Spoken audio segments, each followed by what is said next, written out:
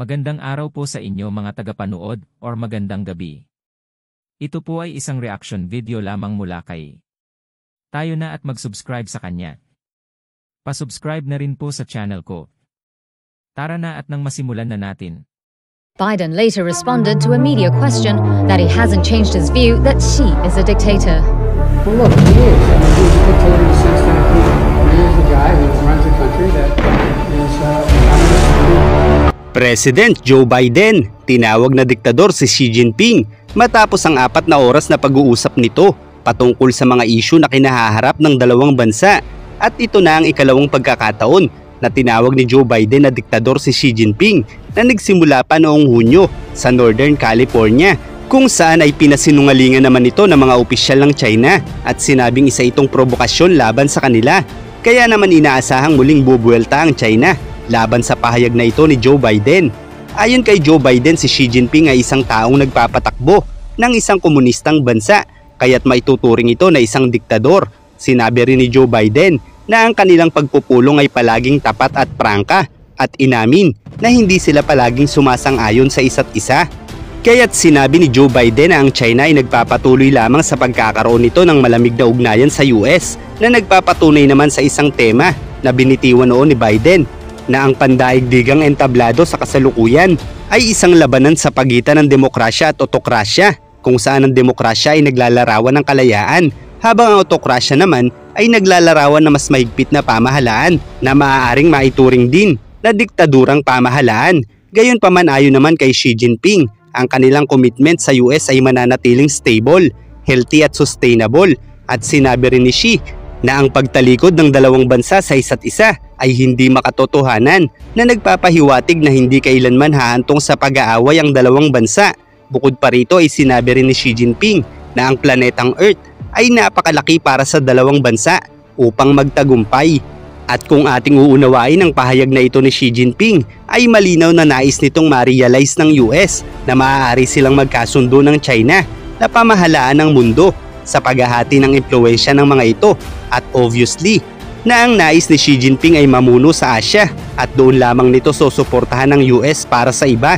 Pero kung mangyayari ito, ay posibleng kalaunan ay wala nang magawa pa ang Amerika sa China, dahil wala ni isa ang totoo sa 10 sinabi ng mga Chino, gaya ng nais nitong makipagtulungan sa Pilipinas upang magkaroon umano ng kapayapaan sa mga isla at pakinabangan ng dalawang bansa ang mga yamang naririto, na kalaunan ay napagtanto ng mismong kaibigan niya sa ating gobyerno na nais lamang itong suluhin ng mga Chino. Kaya't itinerminate na lamang ng dating Pangulo ang usapin ng dalawang bansa sa joint exploration nito sa ating mga isla. Kaya't kahit pa kaibigan ni Xi ang dating Pangulo ng Pilipinas, ay pinatunayan na nito noon pa man na walang kwenta ang komunistang partido ng China. Kaya't kung pumapanig pa rin si former President Duterte magpasa hanggang ngayon sa kanila, ay tiyak na dala na lamang ito ng politika. Kaya naman sa naganap na pag-uusap ni Xi Jinping at Joe Biden ito lamang November 15, taong kasalukuyan, ay tila nga wala pa ring naging resulta sa pagkakaroon nila ng magandang ugnayan, maliban na lamang sa pagsang-ayon umano ng China na tutulong umano ito sa US sa pagsugpo ng lumalalang kalakalan ng fentanyl mula sa China. Ano sa palagay ninyo? Seryoso naman kaya talaga ang China sa pagsang-ayon nilang ito, kung sa kanila din mismo nagmumula ang mga ipinagbabawal na produkto na sumisira sa buhay ng ilang Amerikano na nalululong dito? Bukod pa rito ay sumang-ayon din ng dalawang bansa na mas pagbutihin pa ang pagkakaroon ng communication line upang mas maging accessible ang komunikasyon sa pagitan ng dalawang lider ng bansa na inaasahang madaling magkakausap sa panahon ng mga suliranin. At bukod dito, ang usapin sa Israel, Ukraine, Taiwan at South China Sea ay wala nang maganda pang naging resulta, dahil parehong nanindigan sa magkaibang layunin ng dalawang pangulo. Isang halimbawa ang sinabi ni Xi Jinping sa pagpupulong na tigilan na ng US ang pag-aarmas nito sa Taiwan, habang sinabi naman ni Biden na hindi mababago ang kanilang polisiya para dito. At sinabi rin ni Joe Biden na tigilan na ng China ang pagiging agresibo nito sa South China Sea at pagsuporta sa Iran, na nagiging daan sa pagsuporta nito sa mga terorista, kabilang na ang pagsuporta ng China sa Russia at North Korea, kung saan ay nanindigan naman ng China na ipagpapatuloy lamang nila ang pagtatanggol sa kanilang soberanya at wala umano silang nakikitang masama para tigilan ang pakikipag-ugnayan sa mga bansang nakatutulong din sa kanila. Kaya naman dahil sa palitan na magkaibang layunin ng dalawang grupo matapos ang pagpupulong ay sinabihan ni Joe Biden na diktador ang pinuno ng mga Tsino.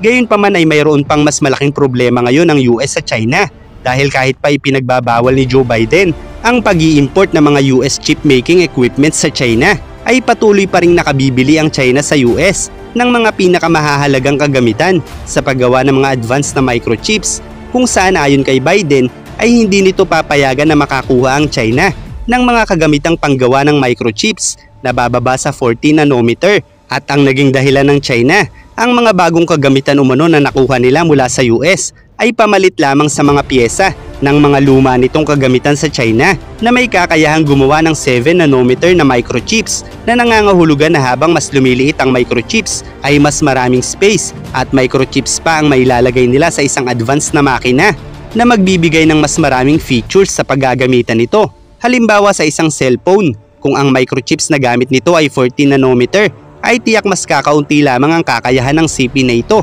At kapag 7 nanometer naman ang gamit na microchips nito, ay may kakayahan ito na doblehin at magdagdag ng iba pang kakayahan sa parehong unit ng cellphone. Kaya't kung i-apply mo ang microchips na ito sa isang advanced weaponry, ay tiyak na mas magiging kapaki-pakinabang ang maliliit na microchips na ito para sa militarisasyon ng bansa. Kaya't nakababahala pa rin na nakalulusot ang mga advanced chip-making equipment na ito sa China. Gayong malinaw naman na hindi sila makikipagkasundo pa sa Amerika hanggat hindi nila nakukuha ang gusto nila. Kaya't sana ay ibalita din ito sa mainstream media nang sa ganun ay maging alerto ang mundo sa tuloy-tuloy na pagpapalakas ng militarisasyon ng mga Tsino. Kadalasan kasi ang ganitong mga balita ay nauuwi lamang sa tinatawag na media blackout o hindi na ipinalalabas pa sa telebisyon at social media at idinodokumento na lamang sa ilang website na hindi naman gaanong binibisita ng karamihan upang masabi lamang na hindi nila ito itinatago sa publiko. Kaya't sana ay mas maging mahigpit pa ang Estados Unidos sa issue na ito nang sa ganun ay hindi masayang ang kanyang desisyon na manindigan laban sa kagustuhan ng mga Tsino. Dahil kung patuloy na magkakaroon ng kakayahan ng China na makapag-produce ng mas advanced na mga microchips sa militarisasyon nila, ay mangangahulugan nito na habang tumatagal ay mas mahihirapan pa ang US sa pagpigil sa mga pinaplano nila.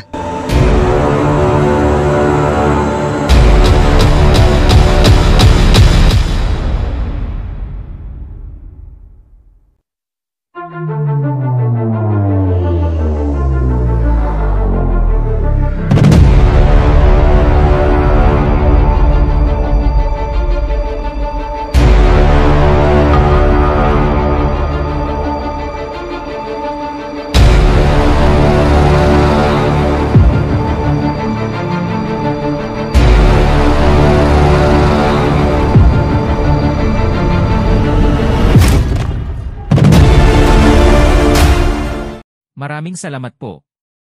Huwag kalimutan mag-subscribe na po tayo kay. Pa-subscribe na rin po sa channel ko. Babay po.